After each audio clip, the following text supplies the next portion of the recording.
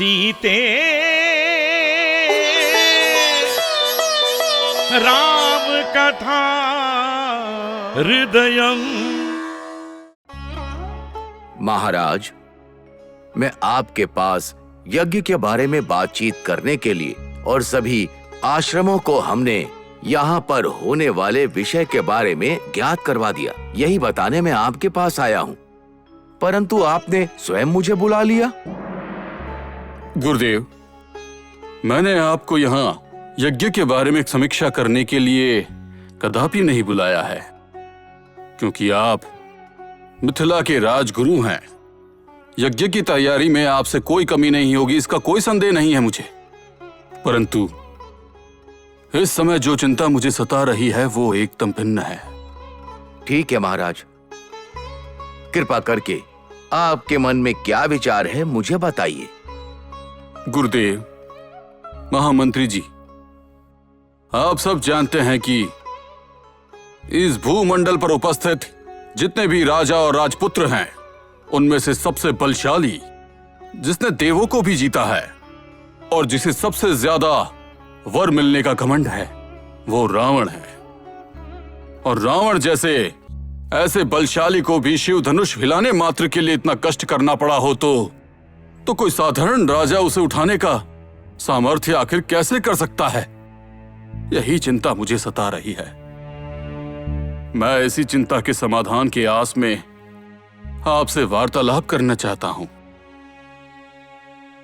सीता के विवाह को इस स्वयंवर द्वारा करने का मेरा उद्देश्य कहीं मेरी भूल ना हो जाए, यही भय मेरे मन में उत्पन्न होने लगा है। महाराज, जब रावण शिव धनुष उठाने आया था तब आपको इस बात की चिंता थी कि कहीं रावण इस धनुष को उठा न ले। जब रावण शिव धनुष उठाने में असफल रहा तब आपको बहुत आनंद मिला था, और अब वही सारे विचार चिंता का कारण बना है। सुनकर मुझे बहुत आश्चर्य हो रहा है। इस चिंता का एक ही समाधान है। जो रावण की तरह पराक्रमी तो है, पर उसकी तरह दुष्ट नहीं है, ऐसा एक राजकुमार स्वयंवर में आकर उसका शिव धनुष को उठा लेना। हे गुरुदेव, इस भूमंडल में ऐसा प्रतापी राजकुमार कौन है, कहां है? अगर है भी तो वो एक अच्छे कुल का सपूत और सकुल गुण संपन्न भी तो होना चाहिए। पराक्रमी और सद्गुण, ये दोनों बातें किसी एक ही पुरुष में असंभव है। आपको चिंता करने की आवश्यकता नहीं है।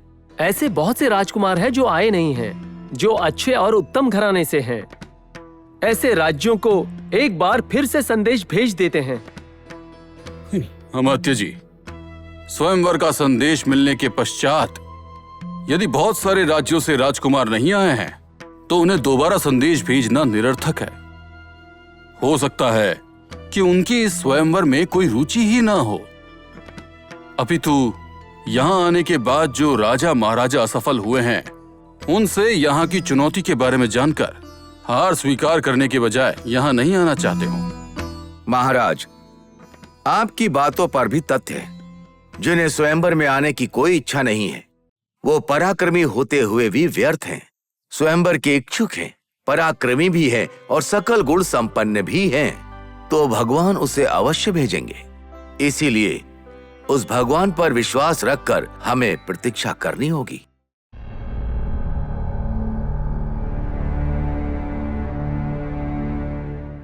महाराज,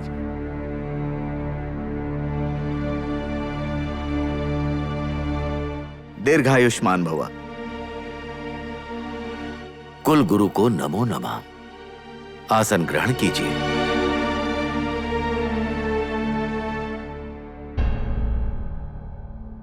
गुरुवर,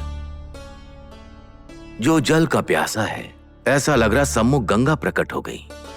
आपके आगमन से मेरे चिंता का जैसे कोई समाधान मिल गया हो। महाराज, आपके पास संपत्ति और साम्राज्य है और अनुकूल पत्नियां भी हैं।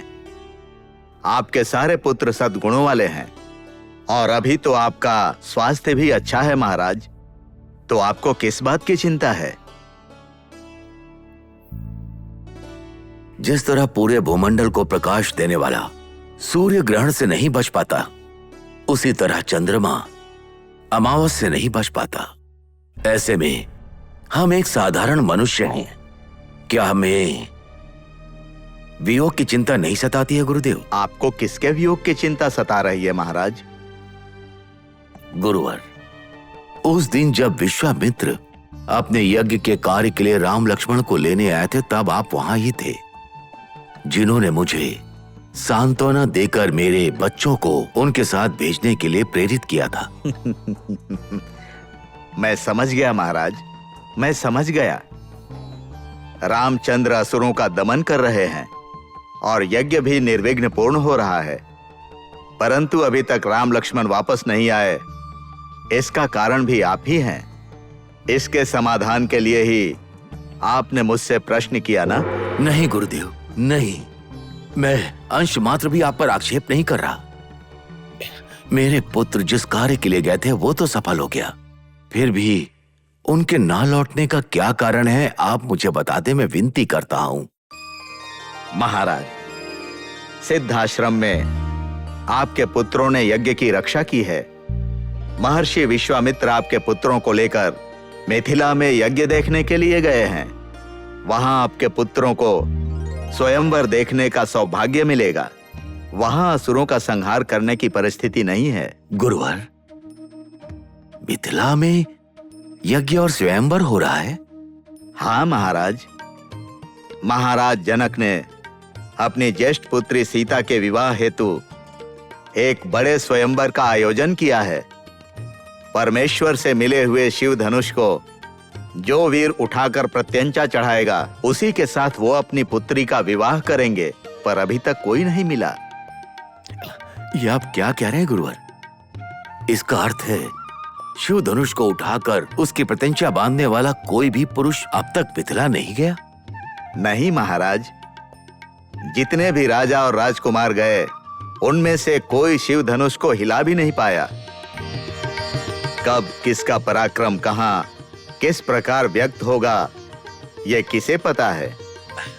मुनिंद्र, इसका अर्थ है मिथिला में महाराज, मिथिला में जो कुछ भी होगा उसका समाचार आपको मिल जाएगा। आप उसको एक शुभ समाचार समझिए। अगर एक अच्छे कार्य के लिए आपके पुत्र आपसे अभी दूर हैं, तो उस विषय में चिंता करना अच्छी बात नहीं है। मुनिंद्र, जिस तरह असुरों से युद्ध करने के लिए गए, वैसी ही चिंता मिथिला में जाने के लिए करना कदापि सही नहीं है। धन्योस्मि गुरुदेव, धन्योस्मि। दीर्घायुष्मान भव। क्षमा कीजिए महाराज, अत्यंत महत्वपूर्ण सूचना लेकर आया हूँ, बताने की आज्ञा चाहता हूँ। बोलो दूत, ऐसी क्या स्थिति आन पड़ी है? स्वयंवर में पराजित हुए सारे राजकुमार मिथिला पर आक्रमण करने के लिए आ रहे हैं, ऐसी सूचना हमारे गुप्तचरों ने दी है। ओ, यहाँ हम स्वयंवर में राजाओं के आगमन की चिंता कर रहे हैं और वो युद्ध के लिए आ रहे हैं। यदि ऐसी बात है तो हमारी सेना भी युद्ध के लिए तैयार है। अमात्य जी। अवश्य प्रभु। सीते राम कथा हृदयं